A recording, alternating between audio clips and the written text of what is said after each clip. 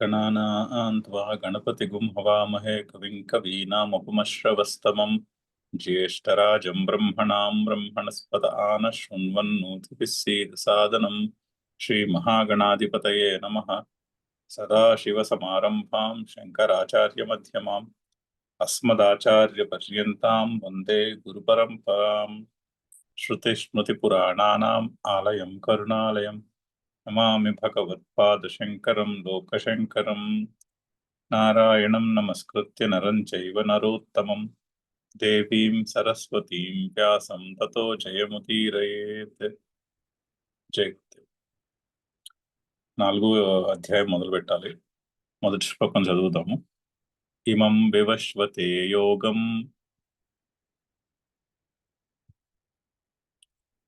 ప్రోక్తవానహమవ్యయం వివశ్వాన్మనవే ప్రాహ మనురిక్ష్వాకవే బ్రవీత్. So అయితే మనకి second చాప్టర్లో అశోచ్య నన్వశోచస్వం దగ్గర నుంచి మొదలుపెట్టి అర్జునునికి ఉపదేశము, దుఃఖాన్ని అంటే అర్జునుడి యొక్క కండిషన్కి కారణము శోకము, మోహము, దుఃఖమునకు నేను ఫలానా ఇది నాది అనేటటువంటి అజ్ఞానము అని మొదలుపెట్టి ఒక 20 శ్లోకాలు సాంఖ్యము చెప్పారు. అంటే ఆత్మ యొక్క స్వరూపము. ఆత్మ యొక్క స్వరూపము నేను కర్త కాదు, నేను భోక్త కాదు, ఆత్మకు చావు పుట్టుకలు లేవు అంటూ ఆత్మ యొక్క స్వరూపము చెప్పారు. ఆత్మ యొక్క స్వరూపము ప్రకాశము వంటిది. ఏ ప్రకాశములో అయితే ఈ జగత్తంతా మన అనుభవానికి వస్తుందో ఆ ప్రకాశమే ఈ స్వరూపము అని 30 శ్లోకం దాకా 20 శ్లోకాలు అది చెప్పారు. అది చెప్పి ఓకే అది ఇంకా స్టేట్కి రాలేదా నువ్వు, సరే అయితే నువ్వు నేను కర్మలు చేస్తూనే ఉండాలి, ఓకే బానే ఉంది. అలాంటప్పుడు కర్మయోగము మార్గము. కర్మయోగం అనగానేమి? కర్మకి 2 అంశాలు చెప్పారు, ఫలము, ప్రయోజనం. ఫలము అంటే పర్సనల్ గెయిన్, ఆ పనిలోంచి నాకేమొస్తుంది. మనం చెప్పుకున్నాం ఎగ్జాంపుల్, ఒక ఇంజనీర్ బ్రిడ్జ్ని డిజైన్ చేస్తే, ఒక ఫ్లైఓవర్ డిజైన్ చేస్తే ఆ డిజైన్ చేసినందుకు అతనికి వచ్చే జీతము ఫలం అవుతుంది. కానీ ఫ్లైఓవర్ ఎందుకు చేస్తారు? సమాజానికి జరగడానికి చేస్తారు, అది ప్రయోజనం. సో ఫలము, ప్రయోజనం. ప్రయోజనం మీద ఫోకస్ ఉండాలి కానీ ఫలం మీద ఉండకూడదు అని చెప్పి కర్మణ్యేవాధికార మొదలుపెట్టి మా ఫలేషు కదాచన అని చెప్పారు. ఫలము మీద ఫోకస్ కాదు, ఫలము మీద అధికారం లేదంటే ఫలము మీద దృష్టి ఉండకూడదు. ఫలం మీద దృష్టి వదిలేసి ప్రయోజనం ఇంపార్టెంట్, ప్రయోజనం మీద దృష్టి పెట్టుకొని పని చేయాలి. దానికే కర్మయోగము అన్నారు. అలా చేస్తే అంతఃకరణ శుద్ధి అంటే క్లారిటీ ఆఫ్ థింకింగ్, అంతఃకరణ శుద్ధి నుంచి జ్ఞానమునకు యోగ్యత అంటే నేను కర్తను కాను, నా స్వరూపము ఆత్మస్వరూపము అనే జ్ఞానమునకు యోగ్యత, తద్వారా జ్ఞాననిష్ట, తద్వారా మోక్ష ప్రాప్తి అని కర్మయోగం గురించి చెప్పి ఆ తర్వాత సెకండ్ చాప్టర్లో 3వ భాగంలో ఈ కర్మయోగము, ఉపాయము, జ్ఞానప్రాప్తి, మోక్షము, ఉపేయము అని వాటి యొక్క లక్షణాలు చెప్పి స్థితప్రజ్ఞ లక్షణాలు చెప్పారు. చెప్పి అవే ఉపాయములు, అవే ఉపేయములు కూడా. అంటే మనము సాధన చేయవలసినటువంటి లక్షణాలు అవే, సాధన చేసి పొందే లక్షణాలు కూడా అవే అని స్థితప్రజ్ఞ లక్షణాలు చెప్పారు. అక్కడ దాకా వచ్చిన తర్వాత అది అయిన తర్వాత అర్జునుడికి ప్రశ్న వచ్చింది మనసులో. నువ్వేమో కర్మ కంటే జ్ఞానము గొప్పదని చెప్తున్నావు, మరి నన్నెందుకు కర్మలో నియోగిస్తున్నావు, పరమైన కర్మలో నియోగిస్తున్నావు అని అర్జునుడు ప్రశ్న అడిగాడు. ప్రశ్న అడిగితే కర్మయోగంను క్లారిఫై చేసుకుంటూ వచ్చారు 3వ చాప్టర్లో. కర్మయోగాన్ని 3వ చాప్టర్లో అనేక దృష్టికోణముల నుంచి, అనేక పర్స్పెక్టివ్స్ నుంచి క్లారిఫై చేసి మనిషికి శోకమునకు కారణము దుఃఖమునకు కారణము కామనయే అని తేల్చి ఆ కామన లేకుండా పనులు చేయడం అలవాటు చేసుకోవాలి కర్తవ్య కర్మతో జీవితాన్ని నింపేసుకోవాలి అని చెప్పి అనే రకరకాలుగా దాన్ని క్లారిఫై చేసుకుంటూ వచ్చి ఫైనల్ గా మళ్ళీ సాంఖ్యంతో ముగించారు. లాస్ట్ శ్లోకం చూస్తే మూడో చాప్టర్ లో లాస్ట్ శ్లోకంలో ఏవం బుద్ధేహ పరం బుద్ధ్వ సంస్థభ్య ఆత్మానం ఆత్మన జహిశత్రు మహాబాహో కామరూపం దురాసతం అని ఈ కామరూపమును అయినటువంటి శత్రువును నీవు జయించుము, పరిత్యజించుము అని కామనని జయించి సాంఖ్యమునకు దాన్ని ఏమంటారు యోగ్యతను తెచ్చుకొనుము అని మళ్ళీ సాంఖ్యముతో ముగించారు, జ్ఞానంతో ముగించారు చాప్టర్ని. అయితే అక్కడతోటి చెప్పవలసింది అయిపోయింది. అయితే ఇన్స్ట్రక్షన్ చెప్పవలసింది అర్జునునికి శ్రీకృష్ణుడు చెప్పవలసిన ఇన్స్ట్రక్షన్ సైకలాజికల్ ఫ్రీడమ్ ఉండాలి. ఈ సైకలాజికల్ ఫ్రీడమ్ లేదు, లేకనే కదా యుద్ధము చేయాలని నిశ్చయించుకుని వచ్చిన మనిషి యుద్ధము చేయడానికి శోకమోహములు అడ్డుపడి చాలా వీక్గా అయిపోయాడు. సో సైకలాజికల్లీ బౌండ్ అయిపోయాడు. సో సైకలాజికల్ ఫ్రీడమ్ అంటే మోక్షము, అది ఉండాలి అంటే ఐదర్ జ్ఞానం అర్థం కావాలి, నేను కర్తను కాను అన్న మాట అర్థం కావాలి. అది అర్థం కాకపోతే కర్మయోగం చేయాలి అని కర్మయోగం చేసి జ్ఞానమునకు యోగ్యత, తద్వారా జ్ఞాననిష్ట, తద్వారా మోక్షం. అంతే, చెప్పవలసిందంతా అయిపోయింది. అయితే ఉపనిషత్తుల్లోనూ ఇక్కడ భగవద్గీతలో కూడా అదే సంప్రదాయము, అదే పద్ధతి. టాపిక్ చెప్పడం అయిపోయాక ఆ టాపిక్ ని స్తుతిస్తారు. అంటే ఆ టాపిక్ మన వరకు ఎలా వచ్చిందో ఆ పరంపరను చెప్తారు, గురు పరంపరను చెప్తారు. గురు పరంపరను చెప్పి ఆ టాపిక్ ని స్తుతిస్తారు. అంటే ఇంకా కంక్లూషన్ అన్నమాట, అయిపోయింది చెప్పవలసింది. ఇక పైన ఏమవుతుందంటే అర్జునునికి వచ్చిన ప్రశ్న వస్తుంది, మళ్ళీ ఆ ప్రశ్నకి సమాధానంగా మళ్ళీ క్లారిఫికేషన్స్, డీటెయిల్స్ చెప్పడం జరుగుతుంది. బట్ చెప్పవలసిన ఇన్స్ట్రక్షన్ అంతా సెకండ్ థర్డ్ చాప్టర్లో ముగించేశారు. అయిపోయిన తర్వాత ఆ ఇన్స్ట్రక్షన్ని మనకి ఎలా వచ్చింది అంటే ఆ జ్ఞానము, ఆ పరంపర, ఆ గురు శిష్య పరంపర ద్వారా వచ్చింది. ఆ పరంపరను స్తుతిస్తున్నారు. సో ఇక్కడ ఈ చాప్టరు అటువంటి శ్లోకంతో మొదలవుతుంది. చదువుదాము, దానికి అవతారిక చదువుదాము. యహ యోగం యహ అయం యోగః అధ్యాయద్వయేన ఉక్తః జ్ఞాననిష్ఠా లక్షణః సన్యాసః కర్మయోగోపాయః. యహ యోగః, యోగము అంటే జ్ఞానము. ఈ జ్ఞానమును అధ్యాయద్వయేన ఉక్తః, 2 అధ్యాయములు చెప్పారు. 2-3 అధ్యాయంలో ఈ జ్ఞానం గురించి చెప్పారు. ఎటువంటిది? జ్ఞాననిష్ఠా లక్షణ సన్యాస. సో సర్వకర్మ సన్యాసము జ్ఞాననిష్ఠ అని చెప్పారు. సర్వకర్మ సన్యాసము అంటే మనసులో ఆ కోరికలను వదిలేయుట, మనసులో కర్మల్ని త్యజించాలి. ఫిజికల్ యాక్షన్లో డ్యూటీ బౌండ్గా డ్యూటీని బట్టి ఏం చేయాలో చేయాలి. మనసులో కర్మఫలము ఎడలి ఆసక్తిని త్యజించాలి. అది సన్యాసము అంటే. సో జ్ఞాననిష్ఠా లక్షణ సన్యాస. దానికి ఉపాయము కర్మయోగ ఉపాయ. కర్మయోగము దానికి ఉపాయము అని 2 అధ్యాయములలో, ఒక లైన్లో చెప్పాలంటే 2 అధ్యాయంలో ఏం చెప్పారంటే అది ఆ విషయాన్ని చెప్పారు. యస్మిన్ వేదార్థః పరిసమాప్తః, అక్కడితో వేదార్థము పరిసమాప్తమే. వేదాంతము యొక్క అర్థము అది. ఒక్క లైన్లో చెప్పాలంటే అది వేదాంతం యొక్క అర్థం. యస్మిన్ వేదార్థ సమాప్త, చెప్పవలసిన విషయం అంతా అయిపోయింది. అదే ఆ విషయాన్ని ఏ విధంగా చెప్పారు? రెండు పాత్స్ అన్నట్టుగా చెప్పారు. ప్రవృత్తి లక్షణ, నివృత్తి లక్షణశ్చ. ప్రవృత్తి లక్షణము కర్మయోగము, నివృత్తి లక్షణము జ్ఞాననిష్ట, సాంఖ్యయోగము, జ్ఞానయోగము అని రెండు నిష్టలు చెప్పారు.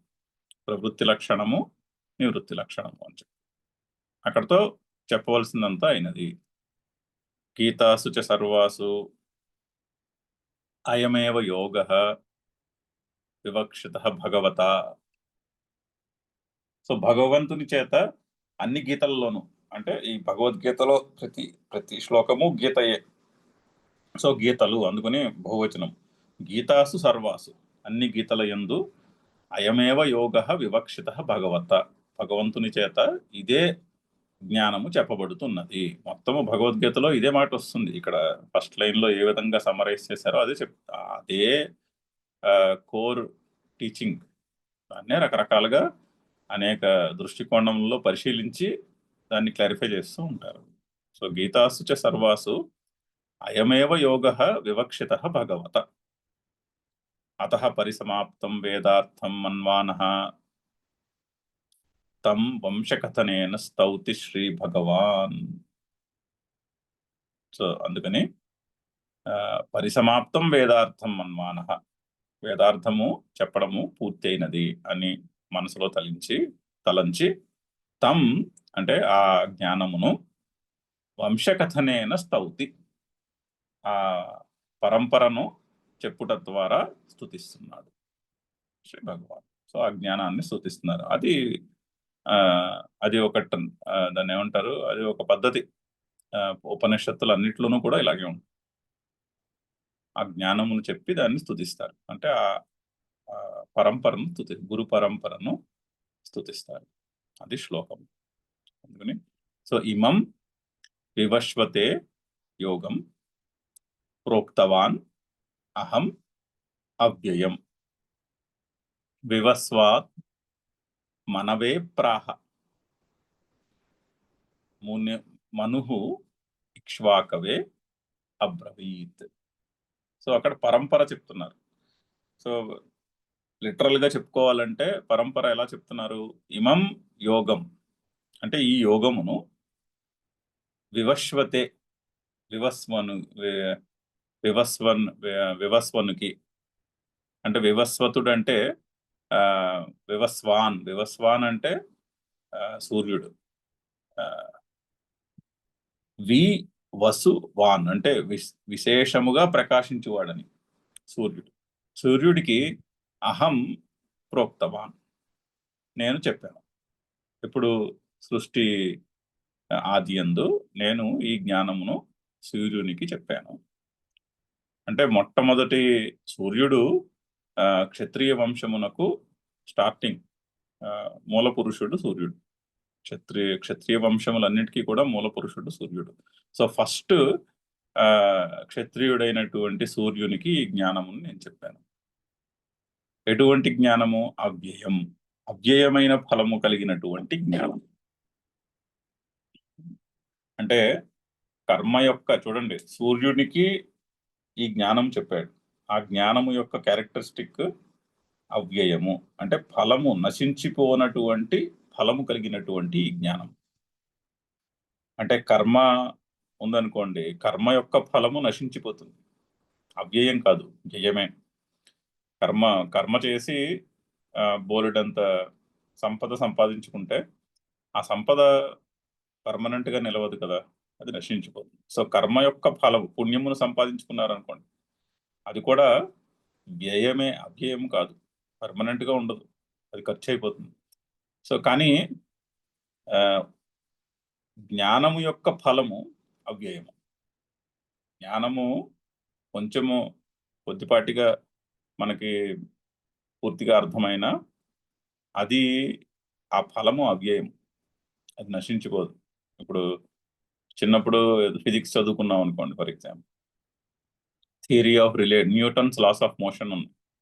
న్యూటన్స్ లాస్ ఆఫ్ మోషన్ సరిగ్గా అర్థమయ్యాయి అనుకోండి చదివినప్పుడు, అది మర్చిపోవడం అంటూ ఉండదు ఇంకా తర్వాత.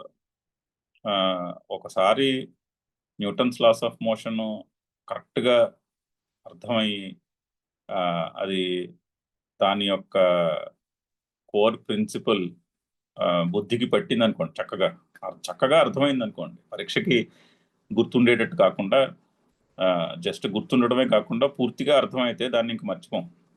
అది అవ్యయము, జ్ఞానం యొక్క ఫలం అలా ఉంటుంది. సో అవ్యయమైనటువంటి ఫలము కలిగినటువంటి ఈ జ్ఞానమును నేను సూర్యునికి చెప్పాను.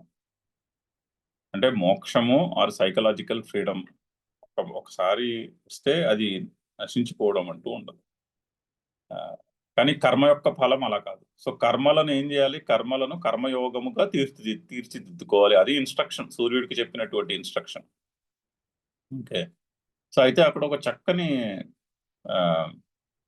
అంటే మనం లిటరల్ గా తీసుకుంటే సూర్యుడు ఫస్ట్ క్షత్రియుడు, సూర్యుడు తర్వాత మనువు, తర్వాత ఇక్ష్వాకువు అని అలా వాళ్ళు రాజుల యొక్క లీనియేజ్ చెప్తున్నారు. ఆ రాజులు ఆ జ్ఞానము ఒకళ్ళ నుంచి ఒకళ్ళకి వచ్చింది అని అలా లిటరల్ గా అర్థం చేసుకుని ముందుకు వెళ్ళిపోవచ్చు. కాకపోతే అక్కడ 2-3 చక్కని అంశాలు ఉన్నాయి. ఒకటి, మీరు జాగ్రత్తగా అబ్జర్వ్ చేస్తే ఈ జ్ఞానము క్షత్రియునికి చెప్పారు. అంటే ఒక దాన్ని ఏమంటారు, ఒక ఎజంప్షన్ ఉంది సమాజంలో.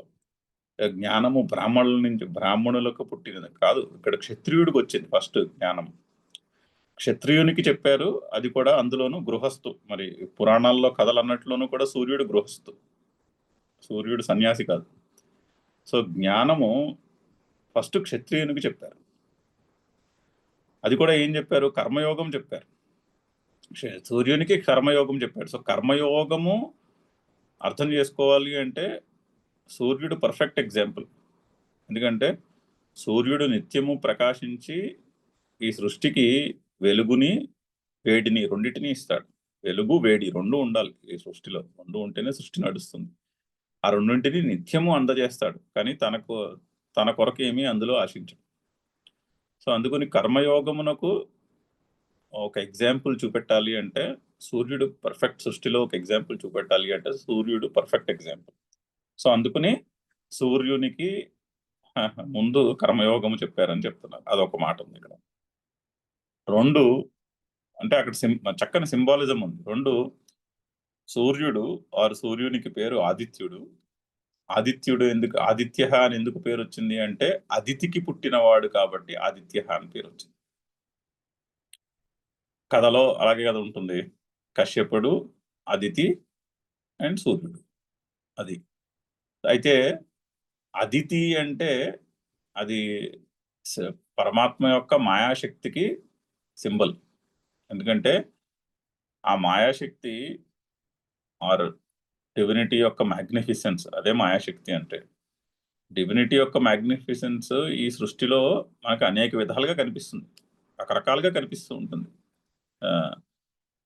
అయితే అది ఇన్ని రకాలుగా కనిపిస్తున్నటువంటి ఈ పరమాత్మ యొక్క శక్తి అనేకములుగా కనిపిస్తున్నది, కానీ ఒక్కటే అది అని చెప్పడానికి అదితి అని పెట్టారు పేరు. అదితి అంటే ద్వితీయము కానిది అని, రెండు కానిది అని. ఆ దితి అంటే negation of multiplicity. Multiplicity apparent కనిపిస్తుందే కానీ అది మల్టిపుల్ కాదు, అది ఒక్కటే అని చెప్పడానికి అదితి. సో అయితే ఈ అద్వితీయమైనటువంటి మాయాశక్తి నాకు ఎలా తెలుస్తుంది? నా అనుభవంలోకి ఎలా వస్తుంది? రావట్లేదు అనుభవంలోకి. అక్కడ సూర్యుడిని చూడమన్నారు. సూర్యుడిని చూడు. ఆ అద్వితీయమైన మాయాశక్తి, పరమాత్మ యొక్క శక్తి ఏదైతే ఉందో అది సమగ్రముగా నీకు కనిపించాలి అంటే, నీ అనుభవంలోకి రావాలి అంటే పర్ఫెక్ట్ ఎగ్జాంపుల్ సూర్యుడిని చూడమన్నారు. సూర్యుడిని చూస్తే నీకు ఆ పరమాత్మ యొక్క మ్యాగ్నిఫిసెన్స్ నీకు పూర్తిగా అర్థమవుతుంది, పూర్తిగా నీ అనుభవానికి వస్తుంది అని సూర్యుడిని ధ్యానించమన్నారు. అనే గాయత్రి మంత్రం యొక్క అర్థం అదే కదా, సూర్యుడిని ధ్యానించమన్నారు. సో అందుకని సూర్యుడు అందుకని ఇక్కడ కృష్ణుడు అలా చెప్తున్నాడు, నేను ఈ కర్మయోగము అనే మొట్టమొదట సూర్యునికి చెప్పాను అంటున్నాడు. అక్కడ సింబాలిజం అది. పైగా చాలా చక్కని ప్రిన్సిపల్. ముందు ఎవరికి చెప్పాడు? జ్ఞానము క్షత్రియునికి చెప్పాడు. అయితే క్షత్రియునికి ఎందుకు చెప్పాలి? శంకర్లు కూడా ఎక్స్ప్లెయిన్ చేయబోతున్నారు ఆ మాట. రాజ్యము పరిపాలించే వాడికి కర్మయోగం ఉండాలి ఫస్ట్. ఈరోజు సమాజంలో అలా కనిపించదులేండి. పొలిటీషియన్ అంటే హెడ్ ఆఫ్ ద నేషన్ ఎవడైతే ఉంటాడో, హెడ్ ఆఫ్ ద స్టేట్, అతనికి కర్మయోగం పూర్తిగా అబ్బి ఉండాలి. వాళ్ళల్లో కర్మయోగము కనిపించాలంటే ఫలము మీద ఆసక్తి వదిలేసి ప్రయోజనం గురించి పనిచేసేటటువంటి యాటిట్యూడ్ అక్కడ స్టార్ట్ అవ్వాలి. అక్కడ స్టార్ట్ అయితే అప్పుడు మనుషులందరూ కూడా వాళ్ళని ఫాలో అవుతారు. ఇప్పుడు కరప్షన్ అరికట్టాలనుకోండి, కరప్షన్ అరికట్టాలంటే గవర్నమెంట్ ఆఫీస్లో ప్యూన్తో మొదలెడితే కాదు కదా. గవర్నమెంట్ ఆఫీస్ అధికారి ఎవడైతే ఉన్నాడో అక్కడ మొదలవ్వాలి. అధికారి కరప్షన్ లేకుండా చేస్తే అప్పుడు ప్యూన్ దగ్గర కూడా కరప్షన్ ఉండదు. అంతేనే కానీ రివర్స్లో ప్యూన్ని పట్టుకోవడం కాదు కదా ఫస్ట్ సొల్యూషన్. సో సో అందుకని చాలా చక్కని ప్రిన్సిపల్. కర్మయోగము ఫస్ట్ మోస్ట్ ఇంపార్టెంట్ సొసైటీలో ఎవరికి అంటే క్షత్రియులకి, రాజ్యమును పరిపాలించే వారికి. అందుకని సూర్యుడికి కర్మయోగము మొట్టమొదట నేను చెప్పాను అంటున్నాడు ఈ యోగము గురించి. అంటే ఐదర్ నీకు జ్ఞానప్రాప్తి లేకపోతే కర్మయోగము ద్వారా జ్ఞానప్రాప్తి అన్నటువంటి విషయాన్ని ఫస్ట్ సూర్యుడికి చెప్పారు. చక్కని ప్రిన్సిపల్ ఉంది అక్కడ. అయితే క్షత్రియునికి ఎందుకు చెప్పాలి ముందు అంటే, క్షత్రియులు రాజ్యపాలన చేసేవాళ్ళు వాళ్ళు కర్మయోగాన్ని దృష్టిలో పెట్టుకుని కర్మయోగానుష్ఠానము చేస్తూ రాజ్యాన్ని పాలిస్తూ వాళ్ళు ఫస్ట్ బ్రాహ్మణులను రక్షించగలుగుతారు. అప్పుడు బ్రాహ్మణులు రక్షించగలుగుతారంటే థింకర్స్ అండ్ టీచర్స్ వాళ్ళని రక్షించాలి. చూడండి, అమెరికా కొన్ని మీరు హిస్టరీకి వెళ్తే 150 సంవత్సరాల క్రితం 200 సంవత్సరాల క్రితంకి వెళ్తే వాళ్ళు యూరోప్ నుంచి అక్కడి నుంచి వరల్డ్ వార్ అయిన వెంటనే ఏం చేశారు, యూరోప్లో ఉన్న అలజడికి అక్కడ ఉన్నటువంటి ప్రొఫెసర్లు వాళ్ళందరినీ కూడా అమెరికా వాళ్ళు అట్రాక్ట్ చేసి అక్కడ యూనివర్సిటీల్లో వాళ్ళందరికీ పెద్ద పెద్ద పొజిషన్లు జీతాలు ఇచ్చి అక్కడికి తీసుకుపోయిన తర్వాత వాళ్ళందరికీ మైగ్రేషన్ ఎంకరేజ్ చేశారు. ఎందుకంటే యూరోప్లో ఉన్న టర్మాయిల్ని వీళ్ళందరూ ఇబ్బంది పడుతుంటే జర్మనీలో, యూరోప్లో ఉన్న ఇంగ్లాండ్లో ఉన్న పెద్ద పెద్ద ఇన్స్టిట్యూట్స్ నుంచి ప్రొఫెసర్లు వాళ్ళందరూ కూడా అమెరికా మైగ్రేట్ అయిపోయారు వరల్డ్ వార్ సమయంలో. అక్కడి నుంచి ఏమైంది, డెవలప్మెంట్ అంతా అమెరికాకి వెళ్ళిపోయింది. ఎవరు తీసుకెళ్లారు, అమెరికాని పరిపాలించిన రాజులు, అంటే అప్పటి పొలిటీషియన్స్ ఈ బ్రాహ్మణులని అక్కడికి పట్టుకుపోయారు. ఆ తర్వాత డెవలప్మెంట్ ఏమైంది, డెవలప్మెంట్ అమెరికా సూపర్ పవర్ అయిపోయింది. సో ఆ విధంగా క్షత్రియులకు కర్మయోగము అబ్బితే వాళ్ళు బ్రాహ్మణులను రక్షించగలుగుతారు, థింకర్స్ని టీచర్స్ని రక్షించగలుగుతారు. క్షత్రియులు బ్రాహ్మణులు బాగుంటే సమాజంలో ప్రోగ్రెస్ ఉంటుంది అనే ఉద్దేశంతో ఈ కర్మయోగమును ముందు క్షత్రియులకు చెప్పినారు అనే ప్రిన్సిపల్ని చెప్పడానికి శ్రీకృష్ణుడు ఇక్కడ ఆ గురు పరంపరని, ఈ కర్మయోగం యొక్క గురు శిష్య పరంపరను అలా చెప్పారు. చూడండి, ఆ లినియేజ్ అంతా క్షత్రియులకు చెప్పారు. ఫస్ట్ క్షత్రియులకు చెప్తే క్షత్రియులు బ్రాహ్మణులను రక్షించుట, క్షత్రియులు బ్రాహ్మణులు సరిగ్గా ఉంటే సమాజంలో అభివృద్ధి సమకూరుట అనేది ఉంటుంది అనే ప్రిన్సిపల్తో చెప్తున్నటువంటి వాక్యము. అంత చక్కని దాని ఏమంటాము, సంస్కృతంలో దీన్ని ధ్వని అని కానీ వ్యంగ్యార్థం అని కానీ అంటాం, సజెస్టెడ్ మీనింగ్. అక్కడ ఉన్నటువంటి సజెషన్ అది. సో ఇమం యోగం అహం వివస్వతే ప్రోక్తవాన్, నేను వివస్వానునికి చెప్పినాను. వివస్వాన్ కొరకు అని అర్థం, చతుర్థి విభక్తి. వివస్వతే ప్రోక్తవాన్, అవ్యయం, పైగా అది అవ్యయమైనటువంటి జ్ఞానము, అంటే అవ్యయమైనటువంటి ఫలము కలిగినటువంటి ఈ జ్ఞానమును చెప్పినాను. కర్మయోగము చెప్పారు, ఎందుకంటే క్లారిటీ ఆఫ్ థింకింగ్ ఉండాలి పరిపాలన చేసేవాళ్ళకి. ఎవరికైనా సరే క్లారిటీ ఆఫ్ థింకింగ్ ఉంటే అప్పుడు చేసే యాక్షన్ పర్ఫెక్ట్గా ఉంటుంది. చేసే యాక్షన్లో పర్ఫెక్షన్, క్లారిటీ ఆఫ్ థింకింగ్ ఉన్న రోజుని వస్తుంది. మనం గురుదేవులు లాంటి మహాత్ముల్లో చూస్తాం, వాళ్ళు చేసే యాక్షన్ పర్ఫెక్ట్గా ఉంటుంది. ఎందుకంటే క్లారిటీ ఆఫ్ థింకింగ్, ఎందుకు చేస్తున్నాము ఈ పని అనేటటువంటి విపరీతమైన క్లారిటీ ఉంటుంది. మనకుండదు. మన థింకింగ్ కామనతో క్లౌడ్ అయిపోయి, కోరికలతో క్లౌడ్ అయిపోయి ఉంటుంది, కన్ఫ్యూజ్డ్ థింకింగ్లో ఉంటుంది. కానీ గురుదేవులు వంటి మహాత్ముల థింకింగ్లో కోరిక అనేది ఉండదు, అక్కడ ప్రయోజనమే కానీ ఫలం అనేది ఉండదు వాళ్ళ ఆలోచనలో. సో అందుకని ఆలోచనలో స్పష్టత ఉంటుంది. క్లారిటీ ఆఫ్ థింకింగ్ ఉంటే యాక్షన్ ఆటోమేటిక్గా పర్ఫెక్ట్గా ఉంటుంది. యాక్షన్ దానికే సమ్యక్ దర్శనము అని కూడా అంటారు. సమ్యక్ దర్శనము అంటే క్లియర్గా కనిపించుట అని అర్థం. ఉన్న విషయాన్ని క్లియర్గా తెలుసుకునుట. ఆ సమ్యక్ దర్శనములో ఉండి పనులు చేస్తారు అటువంటి వాళ్ళు. సో అక్కడ క్లారిటీ ఆఫ్ థింకింగ్ ఉంటుంది. అది ఈ మాట పరమాత్మ అయిన శ్రీకృష్ణుడు సృష్టి మొదట్లో సూర్యునికి చెప్పాడు. సూర్యుడికి చెప్పాడు ఎందుకంటే చెప్తున్నారు శంకర్లు కూడా మళ్ళీ చెప్పబోతారు అన్నమాట. సూర్యుడు ఎవరికి చెప్పాడు? నెక్స్ట్ వివస్వాన్ మనవే ప్రాహ, మనువు గురించి చెప్పాడు. అయితే ఈ మను శబ్దంలో కూడా చక్కని సింబాలిజం ఉంది. సూర్యుడు ఎవరికి చెప్పారంటే మొట్టమొదటి మానవునికి చెప్పాడు. మనుహు అంటే మొట్టమొదటి మానవుడు అని అర్థం, ఆది మానవుడు. చూడండి, వెస్టర్న్ ఎవల్యూషన్ ప్రకారము ఆది మానవుడు తెలివి తక్కువ వాడు. ఆది మానవుడికి పెద్ద తెలివి ఉండదు. సో ఆది మానవుడు అడవుల్లోనో ఎక్కడో పుట్టి రాపిడితో అగ్నిని తయారు చేసుకుని అలా మెల్లగా ఎవల్యూషన్ అవుతూ వచ్చి ఈ రోజు ఉన్న టెక్నాలజికల్ అడ్వాన్స్మెంట్కి మానవుడు ఎదిగాడు. So western evolution, theory of evolution ఎలా ఉంటుంది? థియరీ ఆఫ్ ఎవల్యూషన్లో మొట్టమొదట పుట్టినవాడు జ్ఞాని కాదు, కానీ ఇక్కడ వేదాంతంలో మొట్టమొదట పుట్టినవాడు మనువు జ్ఞాని. ఎందుకంటే సృష్టి మొదట్లో పరమాత్మ సూర్యుడికి జ్ఞానాన్ని చెప్తే సూర్యుడు మనువుకు చెప్పాడు. సో ఇక్కడ మొట్టమొదటి మానవుడైనటువంటి ఆది మానవుడు అనొచ్చు మనువు అంటే. ఆ మనువు జ్ఞాని, కంప్లీట్లీ ఆపోజిట్. ఆ మొత్తము ఎవల్యూషన్ యొక్క ప్రాసెస్ని కంప్లీట్లీ తలకిందరుగా చెప్పారు ఇక్కడ. మరి ఏది కరెక్టో మనమే ఆలోచించుకోవాలి. ఏది మోర్ ఇన్స్పైరింగ్ గా ఉంటుందో మనమే ఆలోచించుకోవాలి. మొట్టమొదట పుట్టినవాడు జ్ఞాని, మనుహు.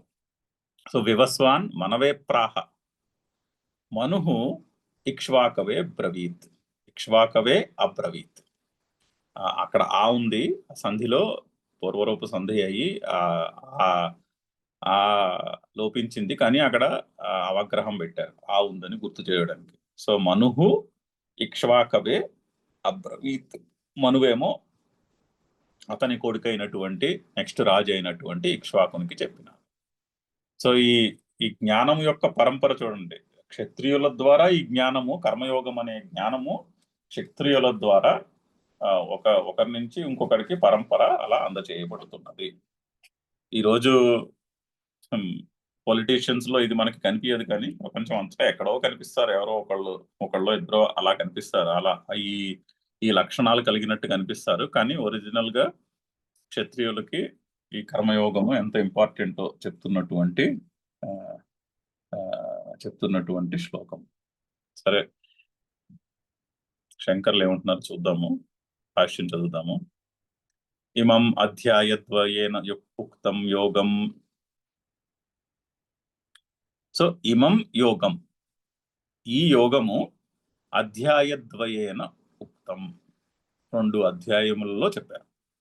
2 అధ్యాయములుగా సెకండ్ చాప్టర్, థర్డ్ చాప్టర్లో చెప్పారు. చాలా చక్కని స్ట్రక్చర్. ముందు ఆత్మజ్ఞానము, తర్వాత కర్మయోగము, తర్వాత స్థితప్రజ్ఞ లక్షణాలు, తర్వాత కర్మయోగం గురించి క్లారిఫికేషన్స్.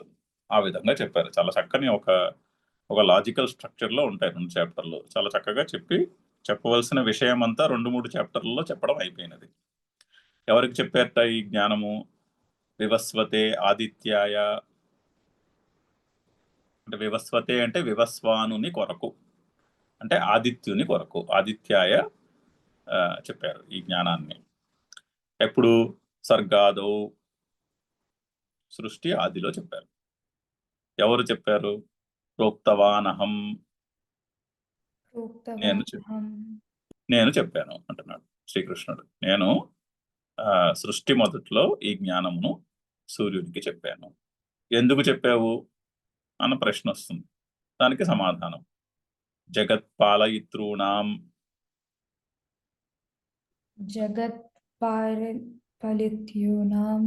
క్షత్రియాణాం బలాధానాయ, క్షత్రియునకు బలము సమకూర్చడానికి.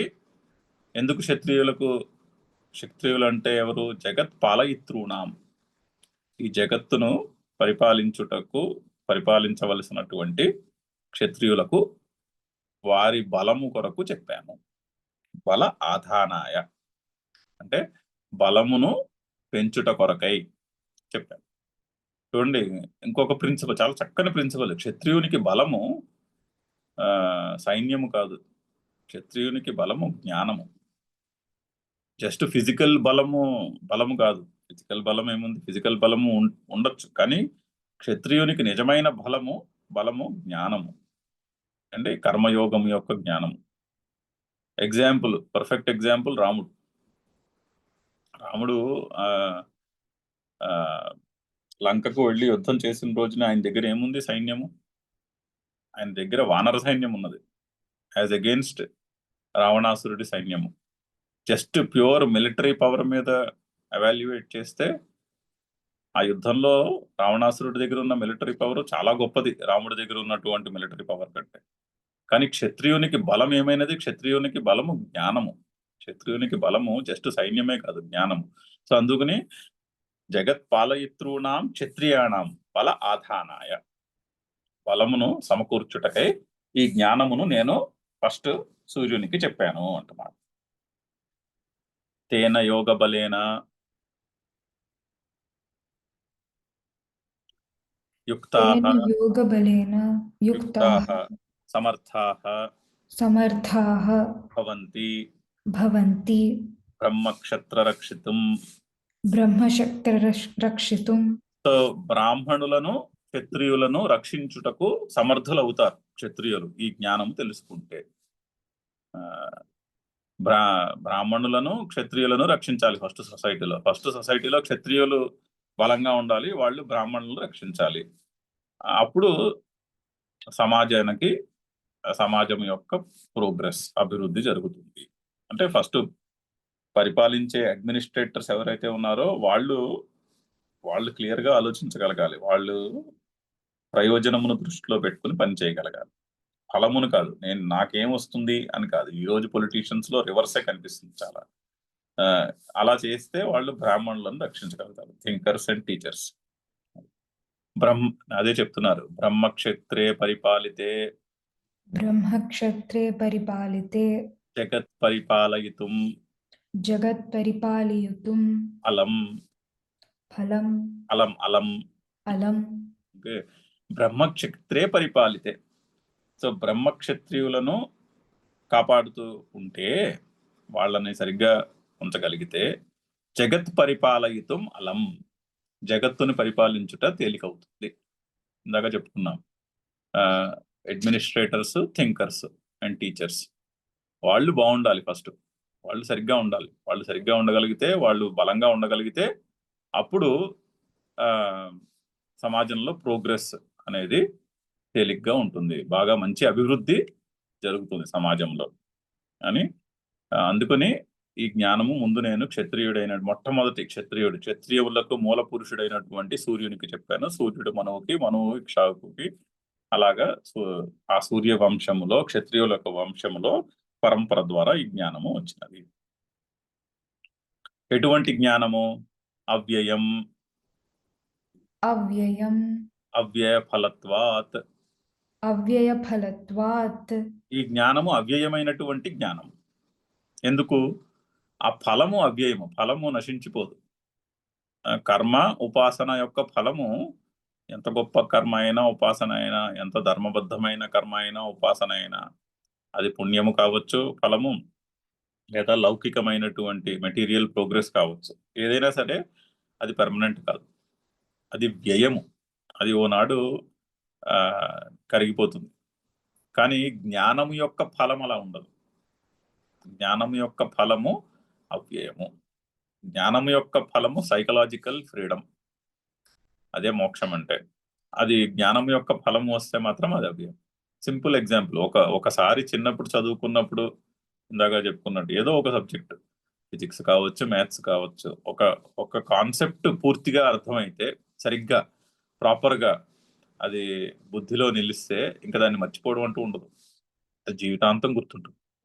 ఎప్పుడు ఆ డిస్కషన్ వచ్చినా కూడా మనకు కరెక్ట్ గా అర్థమై ఉంటే మనం కరెక్ట్ గా అర్థం చేసుకోగలుగుతాము, చెప్పగలుగుతాం కూడా. సో జ్ఞానము యొక్క ఫలము అవ్యయము. ఒకసారి కరెక్ట్ గా అర్థం చేసుకుంటే దాన్ని మర్చిపోవడం అంటూ ఉండదు. సో అటువంటి అవ్యయమైన అది ఆ విధంగా అర్థం చేసుకోవచ్చు. జ్ఞానం యొక్క ఫలం అవ్యయం అంటే. సో అవ్యయమైనటువంటి ఫలము కలిగినటువంటి జ్ఞానము నేను ముందు సూర్యునికి చెప్పాను. ఆ అవ్యయ ఫలత్వాత్నే శంకర్లు మళ్ళీ ఎక్స్ప్లెయిన్ చేస్తున్నారు ఇంకొంచెం. నహి అస్య न हि अस्य సమ్యక్ దర్శన నిష్ఠాలక్షణస్య सम्यक् दर्शननिष्ठालक्षणस्य మోక్షాఖ్యం ఫలం వేతి. మోక్షాఖ్యం ఫలం ఏతి నా తీసుకొచ్చి వేతి దగ్గర పెట్టుకోవాలి. హీ ఎందుకంటే హీ అంటే బికాస్ సంస్కృతంలో. సో ఈ ఫలము అవ్యయం అని చెప్తున్నారు. ఎందుకంటే అస్య ఏమిటి ఆ జ్ఞానము? అస్య సమ్యక్ దర్శన నిష్ఠాలక్షణస్య.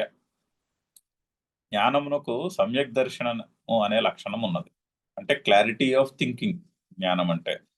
అండ్ చాలా ఒక పని ఎందుకు చేస్తున్నాము అన్నది, ఆ పని యొక్క ప్రయోజనం ఏమిటి అనేది మంచి క్లారిటీ ఆఫ్ థింకింగ్ ఉండాలి. ఆ క్లారిటీ ఆఫ్ థింకింగే జ్ఞానం అంటారు. దాన్నే మోక్షము అని కూడా అంటారు. మోక్షాఖ్యం అని కూడా అంటున్నారు. ఆ క్లారిటీ ఆఫ్ థింకింగ్ వలన వచ్చే ఫలము మోక్షము. అంటే పని ఎందుకు చేస్తున్నామో మనకి క్లియర్ గా తెలిస్తే ఆ పని నుంచి టెన్షన్ రాదు. ఇంకా ఆ పని చేయటం వలన టెన్షన్ ఉండదు. సైకలాజికల్ ఫ్రీడమే కానీ టెన్షన్ అనేది ఉండదు. టెన్షన్ వస్తోంది, మనకు ఒక పని గురించి భయం పుడుతోంది అంటే మనకి క్లారిటీ ఆఫ్ థింకింగ్ లేదని అర్థం.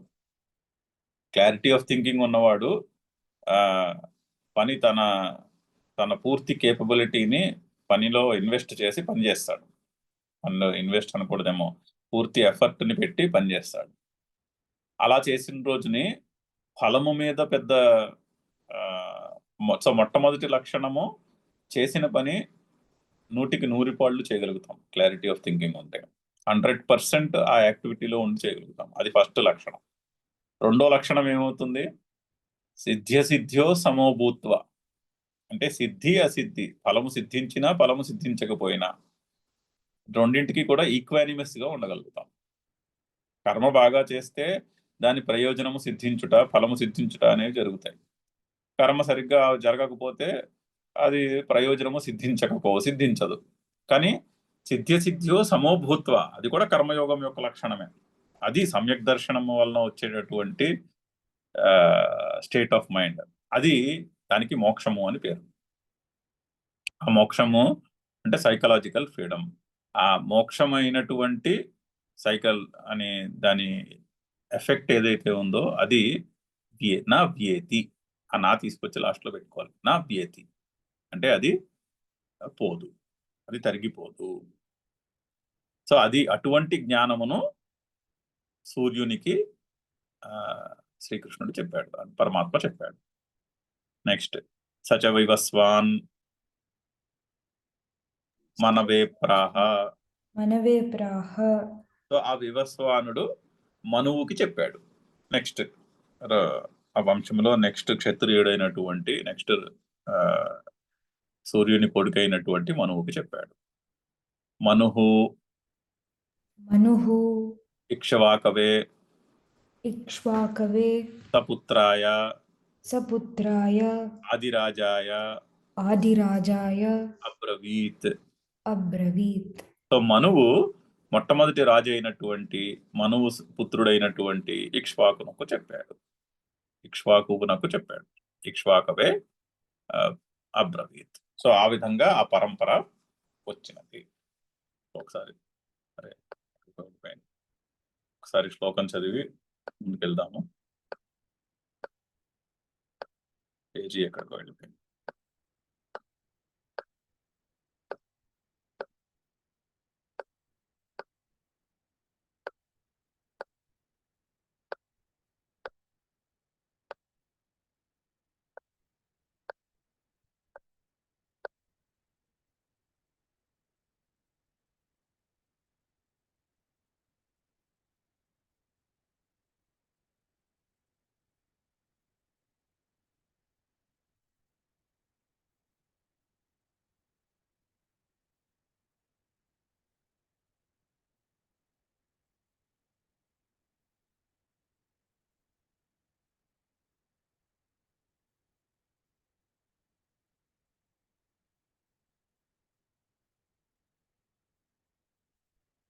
చాలా ఉన్నాయి.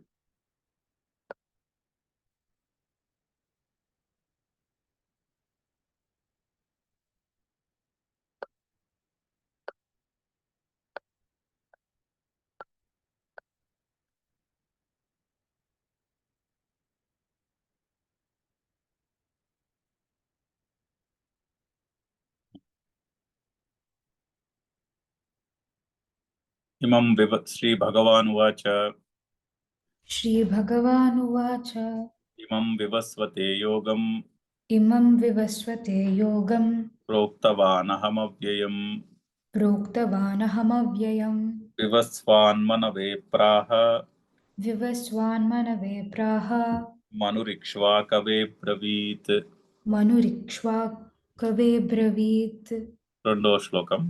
ఏవం పరంపరా ప్రాప్తం एवं परम्परा प्राप्तम् ఇమం రాజర్షయో విదుః इमं राजर्षयो विदुः సకాలేనేహ మహతా सकाले नेह महता యోగో నష్టః పరంతప. योगो नष्टः परन्तप. సో ఏవం పరంపరా ప్రాప్తం ఇమం రాజర్షయః విదుః సహ కాలేన ఇహ మహతా యోగః నష్టః పరంతప. అది పద విభజన. సో ఏవం ఇమం పరంపరా ప్రాప్తం. సో ఆ ఈ యోగము జ్ఞానము అని అర్థం. పరంపరా ప్రాప్తం, పరంపర ద్వారా ముందుకు ఒక జనరేషన్ నుంచి ఇంకో జనరేషన్కి పరంపర ద్వారా వచ్చినటువంటి ఈ జ్ఞానము. సో ఈ జ్ఞానము, అంటే పురాతనమైనటువంటిది, ఈ అంటే ఈ రోజు రిలవెంట్ అయినటువంటిది, మోడర్న్. సో ఈ జ్ఞానము ఏన్షియంట్ కూడా, మోడర్న్ కూడా. ఈ అని చెప్తున్నాడు. ఏవం పరంపరా ప్రాప్తం ఇమం, అప్పుడు చెప్పినటువంటి ఇప్పుడు మళ్ళీ చెప్తున్నటువంటి ఈ జ్ఞానము, పరంపర ద్వారా వచ్చినటువంటి జ్ఞానము రాజర్షయ విదుః, రాజర్షులకు తెలుసును. ఎంత ఇన్స్పైరింగ్ టర్మో రాజర్షి. రాజు మరియు ఋషి. రాజు అయిన వాడు ఋషి అయి ఉండాలి, అది ప్రిన్సిపల్. ఇంత ఇన్స్పైరింగ్ విజన్ అది. రాజర్షులకు తెలిసి ఉన్నది అంటే, ఎందుకంటే సూర్యుడు, మనువు, ఇక్ష్వాకువు ఆ విధంగా వచ్చింది కర్మయోగం యొక్క జ్ఞానము. సో రాజర్షుల ద్వారా వచ్చినది. రాజర్షి అంటే రాజు ప్లస్ ఋషి కూడా. అతనే రాజు, అతనే ఋషి. అంటే క్లారిటీ ఆఫ్ థింకింగ్ ఉన్నటువంటి రాజు అని అర్థం. అంటే కర్మయోగములో బాగా దాన్ని ఏమంటారు, నిలదొక్కున్నటువంటి, కర్మయోగాన్ని బాగా అనుష్ఠానం చేసినటువంటి రాజులు, వాళ్ళు రాజర్షులు. కానీ సహా కాలేన మహతా కాలేన ఇహ, మహతా కూడా తృతీయ విభక్తి, కాలేన తృతీయ విభక్తి. సో మహతా కాలేన, చాలా కాలంలో ఏమైందంటే సహా యోగ నష్ట, ఆ యోగము, ఆ జ్ఞానము నష్టమైపోయినది. ఇహ భూలోకంలో పరంపర ద్వారా వచ్చినప్పుడు ఏమైంది, ఎక్కడో దాంట్లో బ్రేక్ వచ్చేసింది. నష్ట, యోగ నష్ట, యోగము, ఈ జ్ఞానము కనిపించకుండా పోయినది. ఓ పరంతప, ఓ అర్జున. అయితే ఈ జ్ఞానము క్షత్రియుల ద్వారా వచ్చింది కదా, బై డిఫాల్ట్ అర్జునుడికి తెలిసి ఉండాలి. ఇది శ్రీకృష్ణుడు అర్జునుడికి చెప్పాల్సిన అవసరం లేదు. ఎందుకంటే యాక్చువల్లీ అవసరం లేదు. ఎందుకంటే సూర్యుడు, తర్వాత మనువు, తర్వాత ఇక్ష్వాకువు, అలా రాజుల యొక్క వంశంలో వచ్చినటువంటి, పరంపరలో వచ్చినటువంటి జ్ఞానము అర్జునుడికి బై డిఫాల్ట్ తెలిసి ఉండాలి. కానీ ఆ యోగము నష్టమైనది అంటే ఆ జ్ఞానము కనిపించకుండా పోయినది, మిగిలిన వాటితో కప్పబడిపోయి ఆ జ్ఞానము కనిపించకుండా పోయినది. దానికి పర్ఫెక్ట్ ఎగ్జాంపుల్ అర్జునుడే. అందుకనే అర్జునుడికి శ్రీకృష్ణుడు మళ్ళీ చెప్పవలసి వస్తున్నది. మర్చిపోయారు మీరు, సృష్టి మొదట్లో నేను చెప్పిన విషయం ఇదే. ఇప్పుడు టైం వచ్చింది మళ్ళీ చెప్పడానికి. అది కనిపించకుండా పోయింది కాబట్టి జ్ఞానము, దానిని రివైవ్ చేయడానికని మళ్ళీ చెప్పాడు. చూడండి, రెండు కూడా మనం గుర్తించాలి. మొట్టమొదటిసారి ఈ జ్ఞానము గృహస్థుకు చెప్పారు, సూర్యుడికి. ఆ జ్ఞానము నశించిపోయింది అంటే కనిపించకుండా పోయినప్పుడు మళ్ళీ గృహస్థైన శ్రీకృష్ణుడు గృహస్థైన అర్జునుడికి చెప్తుంది ఈ జ్ఞానం. అంత చాలా చక్కని ఏమంటారు, అండర్లయింగ్ థీమ్, చాలా చక్కని మెసేజ్ తో నడుస్తున్నటువంటి పరంపర. ఆ పరంపరను నష్టమైపోయినప్పుడు మళ్ళీ దాన్ని రివైవ్ చేయడానికి కూడా గృహస్థైన శ్రీకృష్ణుడు గృహస్థైన అర్జునుడికి చెప్తున్నాడు. అంటే ఇది అందరికీ మనకి రెలవెంట్ అయిన విషయాలే చెప్తున్నాడు. ఇది సన్యాసంలో లైఫ్ లో రిటైర్ అయిపోయిన తర్వాత చదువుకోవాల్సిన విషయం వంటిది ఏమీ కాదు అని చెప్పడానికి ఆ పరంపరను కూడా మళ్ళీ అలాగే రివైవ్ చేస్తున్నారు. సరే, ఇక్కడతో ఆపి దీన్ని మళ్ళీ రేపు కంటిన్యూ చేద్దాం. ఓం పూర్ణమద పూర్ణమిదం పూర్ణాత్ పూర్ణముదచ్యతే పూర్ణస్య పూర్ణమాదాయ పూర్ణమేవావశిష్యతే. ఓం శాంతి శాంతి శాంతి. హరి ఓం.